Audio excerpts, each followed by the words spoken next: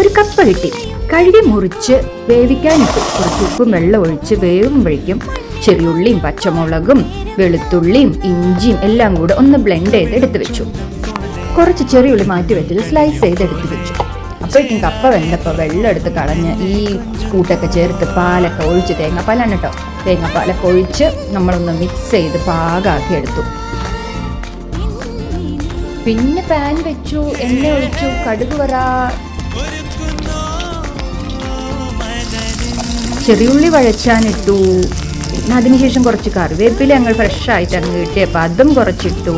പിന്നെ 2-3 വറമുളക് പൊട്ടിച്ചിട്ടു. അതിനുശേഷം നല്ലോണം ഒന്ന് വഴച്ചെടുത്തപ്പോൾ നല്ല മണം ഉണ്ടായിരുന്നു. എന്നിട്ട് ആ വേവിച്ച് വെച്ച കപ്പയുടെ കൂടെ ഇതങ്ങോട്ട് ഇട്ടിട്ട് നല്ലോണം ഒന്ന് മിക്സ് ചെയ്തു. മിക്സ് ചെയ്തപ്പോൾ ഇതാ നമ്മുടെ പാൽക്കപ്പ കഴിക്കാൻ പാകത്തിന് റെഡിയായി, കുട്ടപ്പനായി. നല്ല ടേസ്റ്റ് ഉണ്ടായിരുന്നു കേട്ടോ. അപ്പോൾ അടുത്ത വീഡിയോയിൽ കാണാം. Bye bye.